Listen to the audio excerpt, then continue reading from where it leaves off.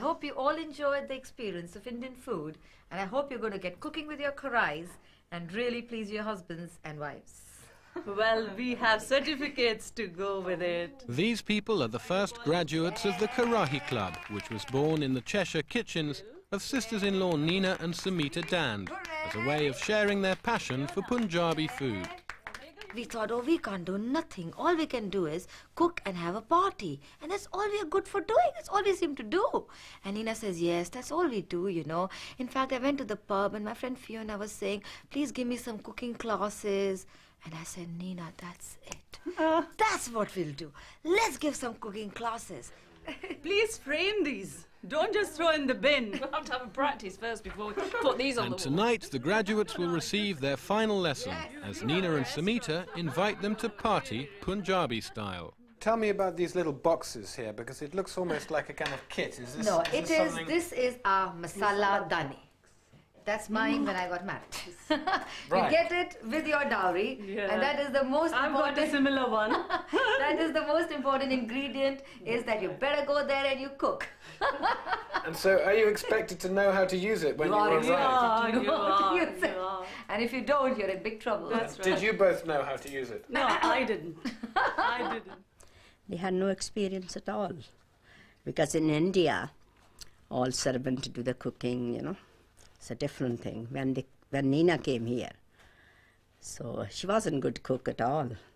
There's certain things a man expects, and one thing he does expect is something in his stomach, which wasn't really the case. I found I was having a lot of toast made by myself, because if I asked Nina, it was burnt. The way to please an Indian husband is to give him the right food, otherwise... For Nina, it goes flying across the room. Mine goes flying across the room. She would say, you don't like it? I said, like it? I haven't even tried it, but if I try it, I know I won't like it. And I used to pick it up sometime. I used to throw it out the window. I used to deliberately put it in the waste bin in front of her. He used to walk in and he used to say, who's cooked the food today? If I say, I have cooked the food, I don't want it. It was like that. Has my mother cooked the food? We used to say, yes, okay, I'll have the dinner. She watched my mother cooking, and she learned. A lot of people will watch and not learn, but she learned. Anil always said, you know, not good enough, not good enough. So she became a perfect cook.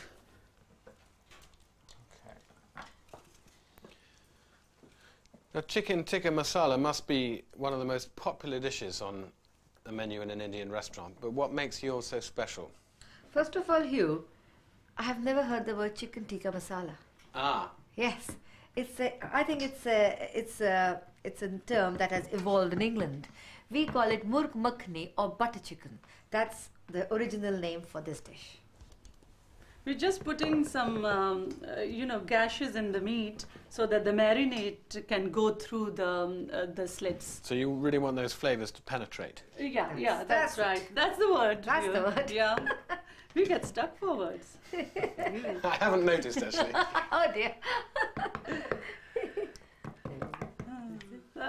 In a pile I want it because I want She's very finicky about these things. You see, she has to have it right like the mother-in-law. Nina insists on the textbook approach, dabbing salt and lemon juice onto each chicken morsel. But Samita is in favour of shortcuts. I will just mix the salt and the lemon. With my hands, I would just marinate the whole thing like that. So Nina's the perfectionist? Yes, no, I'm not the perfectionist. It's just the way I have been taught. So she will not deviate from that method. But I'm sure you can toss everything inside it. This is a proper Punjabi meat dish. A rich dish. And I would say it is a party dish and a city dish. It is a city dish. Because only the rich have the money to be able to buy cream and chicken and meat. And so the prime cuts of the meat. That's right. The chicken is put to one side while Nina dry roasts some cumin and coriander seeds to bring out the flavour, before grinding them with an old-fashioned doridanda. People used to grind the spices the difficult way. And they said the aroma is excellent, and some of our yogurt dishes we garnish with roasted cumin seeds as well. And it is a must in my family. If I serve raita, without roasted cumin seeds ground, my husband will not eat. Really? So roasting Yes. is very... Goes against the wall again. No, not against the wall, but he will say, where is that black spice? You haven't added the black spice today.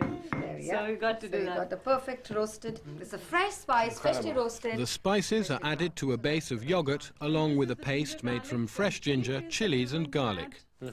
After salt, fenugreek and red chili powder, Nina adds garam masala and tandoori masala. And That's we the love wicked one. and we love our garam masala. Masala just means a blend of spices. Yeah, and doesn't it? blend of spices, Yes, that's right, masala yes. is just blend. And that's a blend of masala. So this is the tandoori blend. Yeah, the Yes. tandoori blend specially made for the chicken tikka to give it the red color as well.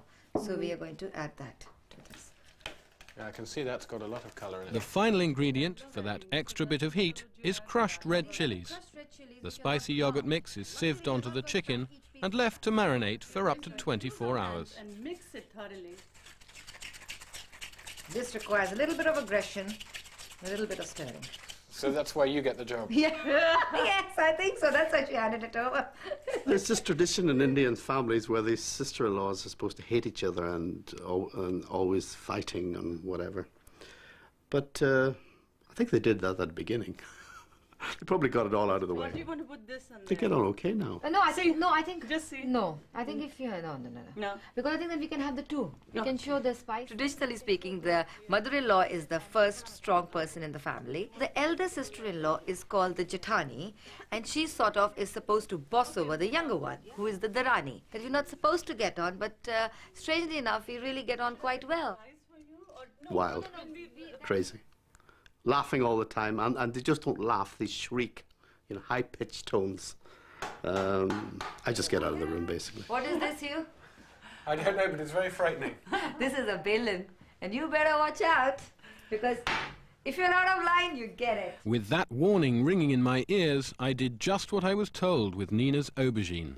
Why exactly are we rubbing butter on aubergines? To grease them, to roast them. It's not just because it's good fun then. No, it's not. The aubergines are going to go directly on the fire, like that. Really? You want me to just... Yes, just put it on. That is weird. Yeah. This way. Is this really normally how you cook aubergines? That's how we cook in Indian homes. This is just like a different way of grilling aubergines. I could grill it in the oven, but you do not get the same flavor. And so you're burning the skin, are you? That doesn't matter. That doesn't matter because I'm going to discard the skin. The sign of a good roasted aubergine is when you touch it with your finger, it should crack. The skin should crack like that. And you're making little fireworks at the same time. And then you can turn. This is ready to turn now. Can I do that trick? I made some fireworks of my own, and when the aubergines were properly roasted, we removed the skins. And don't be scared to use these bits. Not all of it, but supposing some of it goes in the curry, don't think it's going to spoil the taste of it. Next, Nina showed me the classic cooking sequence which forms the basis of many Punjabi recipes. Cumin seeds are added to hot oil in a karahi dish, followed by chopped onions, which are sautéed for a few minutes before turmeric and red chili powder are stirred in. Next, some chopped fresh tomatoes and green chilies are added. And finally, the aubergine flesh. This dish needs plenty of bhunno, vigorous stirring over a low heat until the ingredients are thoroughly combined and cooked. And is it nearly ready? I have to cover it and let it simmer in its own juices for, say, 5 minutes.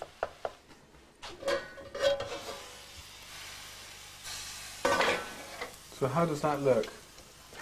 That's ready now, Hugh, because the oil is separated out.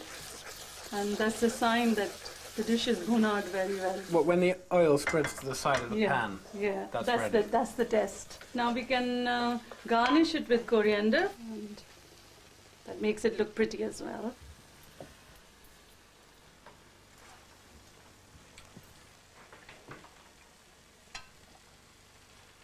You know, that's really one of the most delicious things I've had in a long time. Oh, It's wonderful. oh good. It's an incredibly smoky taste. It is, I told Really, you. really Nina's smoky. outstanding aubergine curry is just one of many dishes mastered by Karahi Club members on their 5-week course.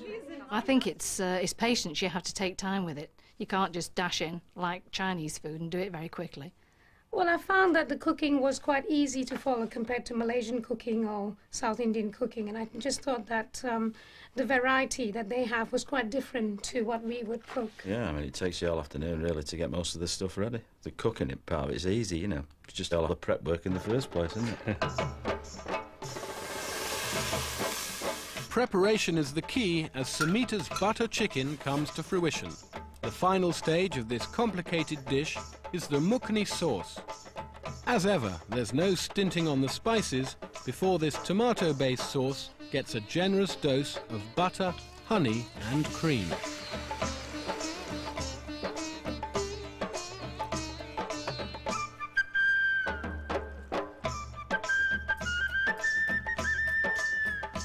Finally, it's ready for the roasted, marinated chicken.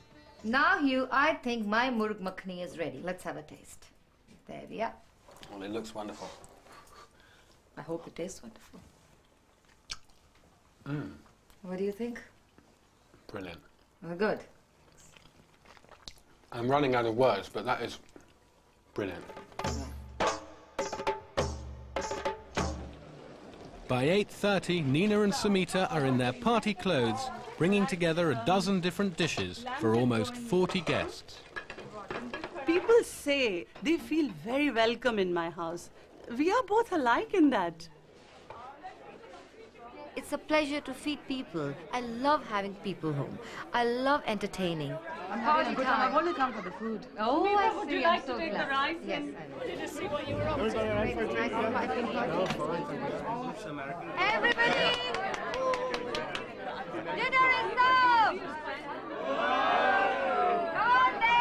The table was laden with Karahi Club favourites like Nina's aubergine burta, perfectly fluffed rice, prawns with coconut, black urad dal, bundi raita, lamb bhuna, and of course the butter chicken.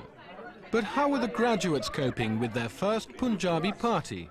Were they tucking in, or was it all too hot to handle? But I've met lots of Indians here this evening who have said that they don't like too many chilies, and the way they cook is with a lot less than we've eaten tonight. So you found this pretty hot, have you? I did. Did you? Hot-ish. Hot-ish. So how do you do the aubergine? Well, I put it in the oven, you see. It didn't taste as nice as the one that Sumita's done. The trouble is with all this, you never go to an Indian restaurant again. It's just not the same. We haven't been to an Indian restaurant. You're a very spoilt man. I like to think so. You're a very spoilt man. And if I'm not spoiled, I want to know why I'm not spoiled. I've never been to a party where the guests were so knocked out and so complimentary about the food. That probably happens to you all the time. That's right, it does, doesn't it, Sumita? We are certainly modest, aren't we? It gives us great pleasure for people to enjoy our food and compliment us. I think that's the best bit of the party. Do you like the compliments? Yes, I love the compliments. After all the food and all the drink, what happens next? I'm going to dance. We are going to sing and we are going to dance. That's what we're going to do. Go, please do.